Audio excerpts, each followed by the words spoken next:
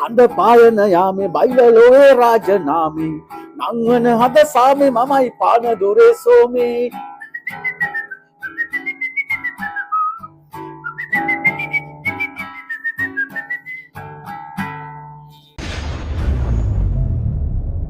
රහයි ජීවිතේ සැපදුක සමබර වේ. අයිබන් රායි ජීවිතයේ තුලින් අදත් අපි හමු වෙනවා. අද හැබැයි අපි කතා කරන්න යන්නේ වෙන මාතෘකාවක්. මොකද මට නිකන් කතා කරන්න ඕන වෙලා තිබුණා මේක කතා කරන්න ඕනේ කියලා හිතුණා. පහුගිය සතියන්තයේ මමත් මගේ බිරිඳත් ෆිල්ම් එකක් බලන්න ගියා. මොකද මම ජීවත් වෙන්නේ පාදුක්ක නගරේ නිසා හෝමාගම ලේකා සිනමා ශාලාවට තමයි ගියේ. කාලයකට පස්සේ ෆිල්ම් එකක් බලන්න ගියා දෙන්නත් එක්ක. නැත්නම් වෙනද මම තනියම ෆිල්ම් බලන්නේ. නරඹුවේ මේ දවස්වල ලංකාවේ අතිශය ජනප්‍රිය හැමෝම කතා කරන චමින්ද ජයසූරියගේ ෆාදර් ෆිල්ම් එක. ඇත්තටම ෆාදර් ෆිල්ම් එක පට්ට ප්‍රොඩක්ෂන් එකක් සුපිරිම සුපිරි. ගොඩක් දේවල් කතා කරන්න තියෙනවා. මම මේ චිත්‍රපට විචාරකයෙක් එහෙම නෙවෙයි. නමුත් ප්‍රේක්ෂකෙක් විදියට සහ ෆිල්ම් වලට ආදරය කරන ලව් කරන එකෙක් විදියට මට හිතුණා ෆාදර් ගැන කතා කරන්න ඕන කියලා. මොකද අපේ රටේ නැවත සිනමා වසන්තයක් එනවා කියලා දැනෙනවා. හොඳ තරුණ නිෂ්පාදකවරු, තරුණ අධ්‍යක්ෂකවරු, නළු නිළියෝ වෙනම පරම්පරාවක් අපේ රටේ චිත්‍රපට වෙන තැනකට අරන් යනවා කියලා මට නිකන් හිතෙනවා ෆාදර් බලද්දි සහ මෑතවකවානුවේ ආපු සියලුම චිත්‍රපටි බලද්දි. ඒක නිසා ෆාදර් ගැන කතා කරමු. ඒක සොමි චිත්‍රපටියක්. රහයි ජීවිතේ සැපදුක සමබර වේ.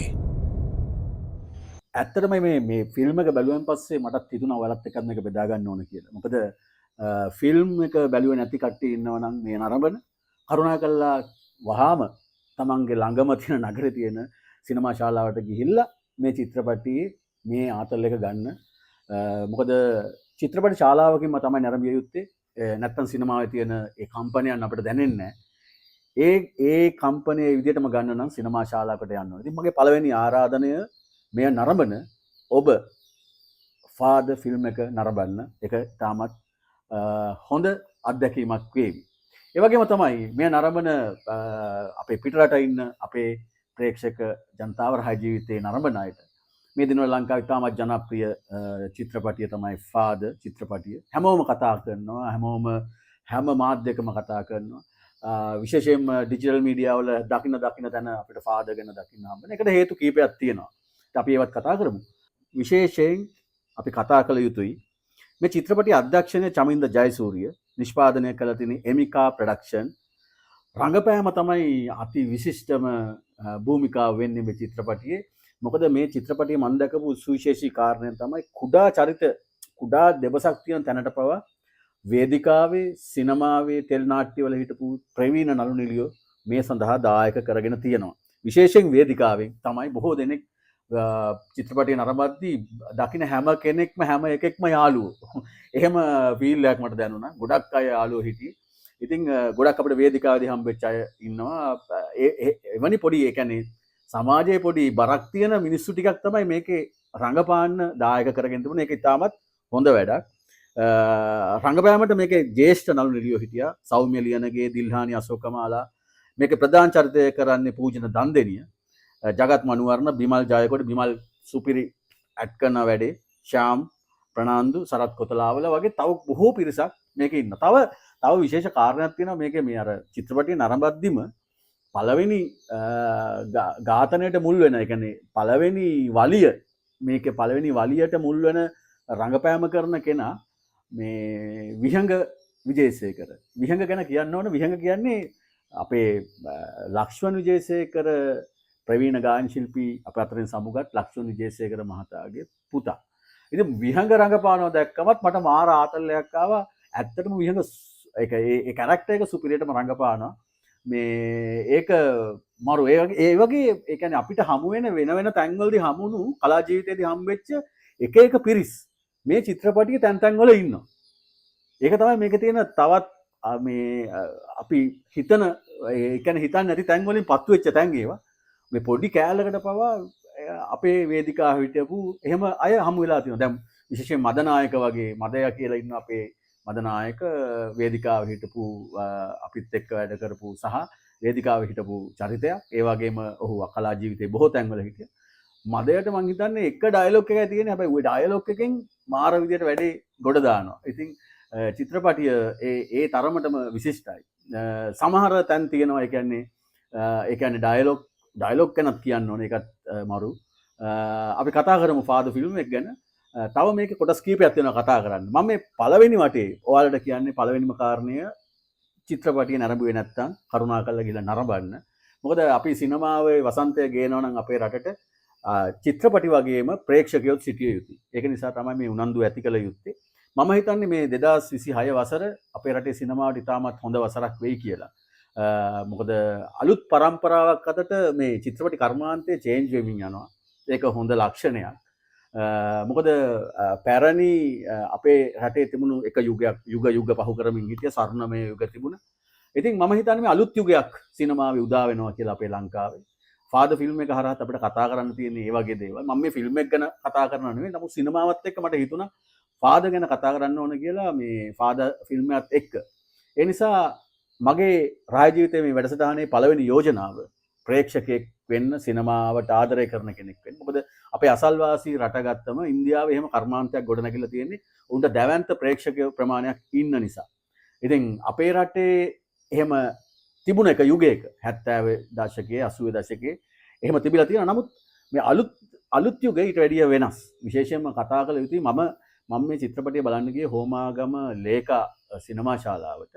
මම ඇත්තටම උදේ 10 ෆිල්ම් එක නරඹන්න ගියේ. උදේ 10 ෂෝ එකේ හෝල් එකෙන් 3 කාලක් පිරෙන්න සෙනග හිටියා. මම මෑත කාලේනෝ දැක්ක විශාලම සෙනගක් හිටිය චිත්‍රපටි වාරයක් ඒක. චිත්‍රපටි දර්ශනයක්. වැඩි පිරිසක් හිටියේ ඇත්තටම තරුණ අය. ඉතින් එහෙම උද්‍යෝගයක් ඇති වෙනවා කියන්නේ ඒක හොඳ වැඩක්. තව දෙයක් කියන්න ඕන මේ නරඹන අයට අපේ රටේ දැන් ඉස්සර චිත්‍රපට ශාලාවක තිබුණ දර්ශන අංක මතකයිනේ වාර. ඒ කියන්නේ වෙලාවන්. ඒ කියන්නේ 10:30 2:30 ඊට පස්සේ අපිට තිබුණා 6:30. ඔහොමනේ තිබුණේ. දැන් හැබැයි මේව වෙනස් වෙලා තියෙනවා. දැන් චිත්‍රපටි දැන් වෙනකොට 9:30 ඉස්සර 9:30 දර්ශනයකුත් තිබිලා තියෙනවා ඉස්සරම. දැන් ආයෙත් නැවත වතාවක් චිත්‍රපට ශාලාවල 9:30 දර්ශනය ප්‍රදර්ශනය කරන්න ඔවුන් තීරණය කළා තියෙනවා සහ දැන් ප්‍රදර්ශනය වෙනවා.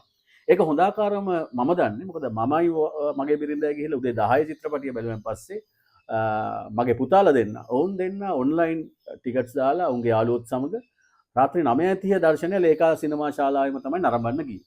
ඒක නිසා ඔය ජෙන් සී පරම්පරාවේ, ඒ කියන්නේ අලුත් පරම්පරාවේ අය බොහොමයක් දෙනා 9:30 චිත්‍රපටිය බලන්න සිනමා ශාලාවලට යනවා. ගොඩ විශේෂයෙන් ඔය අලුත් චිත්‍රපටි ශාලා දැන් හොඳ නවීකරණ තත්ත්වයේ තියෙන නිසා ඔවුන් නරඹන්න යනවා. ඒ වගේම හොඳ චිත්‍රපටි, ඔවුන්ට ගැළපෙන චිත්‍රපටි එන නිසා දැන් මේ අලුත් උද්‍යෝගය ඇති වෙලා තියෙනවා. ඉතින් ඒ උද්‍යෝගයේ අලුත්ම එක තමයි ෆාදර් චිත්‍රපටිය.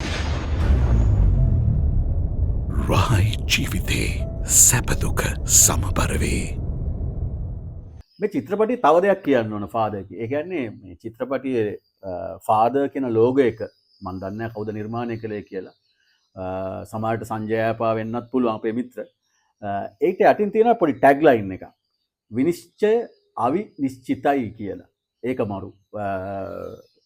ෆාදර් ලෝගෝ එකේ යටින් තියෙනවා ටැග් ලයින් එකක් විනිශ්චය අවිනිශ්චිතයි කියලා.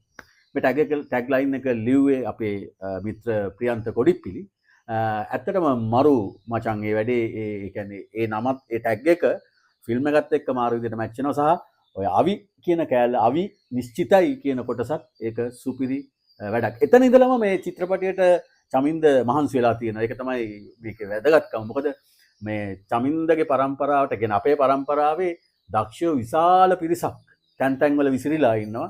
ඔවුන් එකතු කරගැනීමේ හැකියාව චමින්දට තියෙනවා. ඉතින් ඒක තමයි මේ ෆාදර් ෆිල්ම් එකේ තියෙන තවත් රහස්. ඒ කියන්නේ චිත්‍රපටිය සාර්ථක කරගැනීමට. ඊළඟට මෙහි චිත්‍රපට ගීත රචනය ඒත් අපේ මිත්‍රෙක් කැටපේ තමයි මෙහි තියෙන සියලුම ගීතවල ගීත රචනා කරලා තියෙන්නේ. ඒකත් සුවිශේෂී කාරණයක්. විශේෂයෙන්ම චාමර ගායනා කරන පරසතුයාය ගීතය මේ දවස්වල අතිශය ජනප්‍රිය ලංකාවේ තුල. ඒ වචනත් එක්ක වචන හරබෙත් එක්කම සංගීතය විශේෂයෙන්ම මේ චිත්‍රපටියේ ලොකු බරක් ඒ කියන්නේ බර අඩියක් තියලා තියෙන්නේ සංගීතය පැත්තෙන් චින්තන නියමට මේ වැඩේ කරලා තියෙනවා එකම අර ෆීල් ඒ කියන්නේ මියුසික් කියන එක සුපිරි ආතල්ලයක් දීලා තිනවා විශේෂයෙන්ම අර මේ බයිලා මේ චිත්‍රපටියේ හරි ලස්සන තැන් තියෙනවා ඒකයි මම මේ නරඹන්නන් අයට කියන්නේ මේක මේ චිත්‍රපටිය මම මේ මුල ගිය තැන ඇත්ත කතාවක් මේක සත්‍ය සිදුවීමක් ඒ සත්‍ය සිදුවීම මොකද්ද ඒවා කියන්න යන්නේ නැහැ මම මේ ඔයාලට කියන්නේ චිත්‍රපටිය නරඹන්න ඔයාලට හේතු ටිකක් කියන්නේ ඒකයි මම මේ අද කතා කරන්නේ මම හිතන්නේ ඔබ නරඹිය යුතුයි කියලා මේ ෆාදර් ෆිල්ම් එක මොකද මෙතනින් එහාටත් අලුත් ෆිල්ම් බොහොමයක් එන්න තියෙනවා හොඳ චිත්‍රපට ලංකාවේ ඉතින් චිත්‍රපටයේ කර්මාන්තය දිනුනවා කියන්නේ ඉතාමත් හොඳ දෙයක් කලාවට හොඳ දෙයක් මම අර කියමින් හිටියේ මේ චිත්‍රපටියේ අනිත් එක තමයි සංගීත චින්තා ඒක නියමටම සංගීතය පැත්ත උපරිම කරලා තියෙනවා ඊට පස්සේ කොස්ටියුම් ඒ කියන්නේ මේ ඇඳුම් නිර්මාණය ඉතාමත් හොඳයි මොකද මේක 1970 දශකයේ මුල ඉඳලා 90 දශකයේ මුල දක්වාම මේක දිවයින චිත්‍රපටියක් සත්‍ය කතාවක් නිසා. ඉතින් එහෙදි අර ප්‍රේක්ෂකයා මේ අර මේක රියල් එකේමත් තියන්නේ නැතුව ෆැන්ටසි එකේ තියලා පොඩි මැද තැනක තියෙනවා. ඉතින් අපි සිනමාව කියන්නේ මායාවක් කියලා අපි හැමෝම දන්නවා. නමුත් මේ මායාව ඇතුලේ අපිව තියාගන්න මුළු චිත්‍රපටිය පුරාම ඒ කොස්ටියුම් ඩිසයින් පැත්ත, ඒ ඇඳුම් නිර්මාණය පැත්තත් ඉතාමත් දක්ෂ සහ ඒක චිත්‍රපටයට අලුත් වර්ණයක් අලුත් කලර් එකක් එකතු කරලා තියෙනවා මම ඒකටත් කැමතියි මම ඒ කියන්නේ මම කැමතියි කියන්නේ සමස්තය කැමතියි කියන එක නෙවෙයි මම පෞද්ගලිකව මම ආසයි ඒ වැඩේට ඒ නිසා ඒ චිත්‍රපටියේ මම මෙන්න මේ ඔය කොටස් ටිකක් තමයි කතා කරන්නේ අනිත් එක තමයි මේකේ සුපිරිම ආතල්ලයක් දෙන කෑල්ල තමයි අපේ සනත් විමලසිරි අපේ ජ්‍යෙෂ්ඨ රංගවේදී සනත් විමලසිරි සනත් අයියා ඇඩ් කරනවා කියන්නේ නිකන් දොඹෙන්ම ඇඩ් කරනවා ඒක පොලිසිය නිල නමක් නැති OIC මහත්තයට එන්නේ මුලින්ම. ඒ කියන්නේ OIC කෙනෙක් තියෙන ඒ පෞරුෂයත් ඔහුගා තියෙනවා. ඒ වගේම අර ඔහුගේ වේදිකාවේ තියෙන අර වචන තියෙනවනේ වචන හරඹ. ඒ ඩයලොග් ඒ කියන්නේ ෆිල්ම් එකේම ඩයලොග් මම දන්නේ මේ තිර පිටපතේම තිබුණ ඩයලොග් එකක්ද කියලා. සාමාන්‍යයෙන් සනත් අයිය සනායි අපිට හම්බුනායින් පස්සේ අපිත් එක්ක කතා කරන විලාසයම ඒ වචන ස්ටයිල් එකම ඒ තුල තියෙනවා. ඒක එකක් තමයි අර තරුණ කැල කෙලිය නේද කියලා අහන්නේ. ආයි සුපිරි ඒවා. ඒවා මරු. ඒ කියන්නේ ඒ ඇක්ටිං නියමයි. ඒ පොලිසියේ ස්ථානාධිපතිට ඉන්න එක. ඉතින් ඒ වගේ මේ චිත්‍රපටියේ ලස්සන වෙන්න ලස්සන මුතු මැණික් ටිකක් මේක හැමතැනම විසිරලා තියෙනවා. ඒ කියන්නේ චූටි ගල් කැටේ ඉඳලා මැණික් විදිහට තමයි පේන්නේ ඒක. ඒ කියන්නේ ඒක මරු වැඩක්. අනිත් එක තමයි ජගත් මනුවර්ණගේ ඇක්ටිං. ඉතින් ඒවා නළුවනේ ඉතින් උන් ආයි සුපිරි නළුවනේ. ඉතින් ශාම් අයියලා මේ ඔක්කොම නළුව නිසා ඒ පැත්ත කියන්නම දෙයක් නෑ. ඉතින් ඒ කියන්නේ දැන් සරත් කොතලාවල ගත්තම ඌ S2කින් පව රඟපාන ඉතින්. ඌ මෙහෙම බැලුවත් ඇති කැමරාව දිහා. ඒක තමයි ඒකේ හැටි. ඉතින් ඒ ආතල් එක උප්පරිමම ගන්න පුළුවන් චිත්‍රපටිය බැලුවොත් මම ඒකයි කියන්නේ. මම ඔයාලට නැවත ආරාධනා කරන්නේ ෆිල්ම් එක බලන්න. ඒක ආතල්. ඉතින් අපි ආයෙත් කතා කරමු ෆාදර් ෆිල්ම් එක ගැන රහ ජීවිතය තුලේ. රහයි ජීවිතේ සැපදුක සමබරවේ. මේ චිත්‍රපටියේ තවත් ආතල්ම කොටසක් තමයි මේකේ තියෙන එක තැනක මේ වාද බයිල ප්‍රසංගයක්. වාද බයිල ප්‍රසංග තියෙන්නේ. ඉස්සර තිබුණනේ අපේ රටේ වාද බයිල ප්‍රසංග. ඒ වාද බයිලා ප්‍රසංග යන්නෙම පොඩි ඒක ඇතුළේ තියෙන මාර ලස්සන වයිබ් එකක්. ඒ කියන්නේ කන බොන මිනිස්සු, ඒ කියන්නේ වාද බයිල කියන්නේ මෙහෙමනේ. ඒ කියන්නේ දෙන්නෙක් අතරේ තියෙන එක්කෙනෙක්ට එක්කෙනෙක් තමන්ගේ බයිල වලින් අනිත් බයිලා පරද්දනවා. ඉතින් මේ චිත්‍රපටියේ තියෙන වයිබ් එක තමයි. ඒ කියන්නේ චන්නි දෙන්නෙක් තුන් දෙනෙක් චන්නි දෙන්නෙක්ගේ අතර තියෙන ගැටුමක් සහ දේශපාලන බලාධිකාරිය මේ සියල්ලත් එක්ක තියෙන එකක්.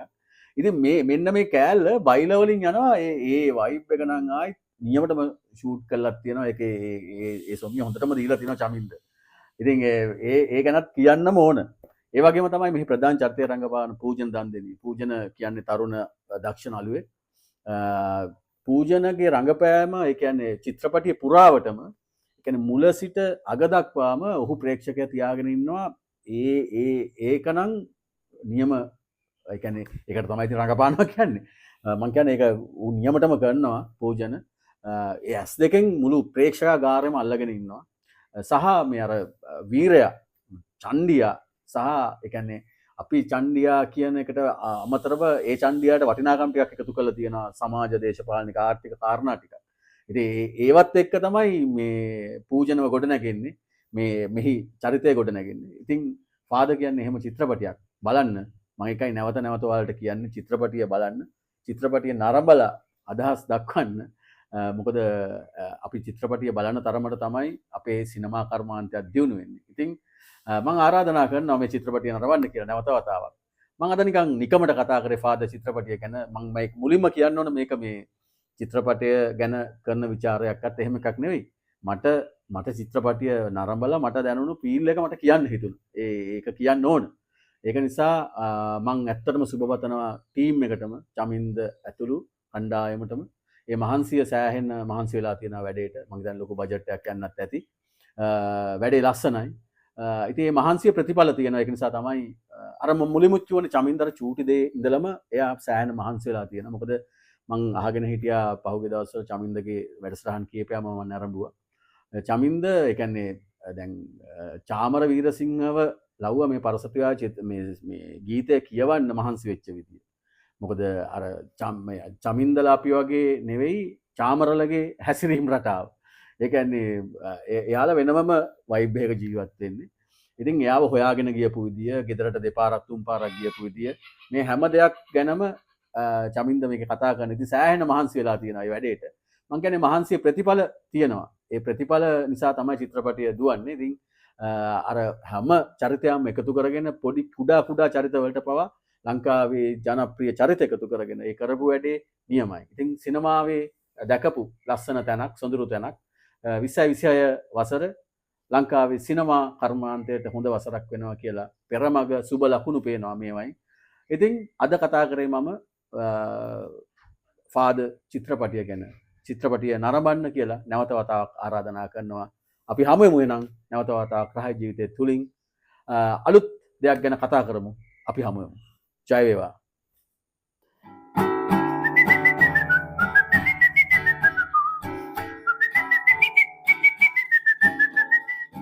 හඬ පායන යාමේ බයිලලෝයේ රාජනාමේ නංවන හද සාමේ මමයි පාන දුරේ සෝමේ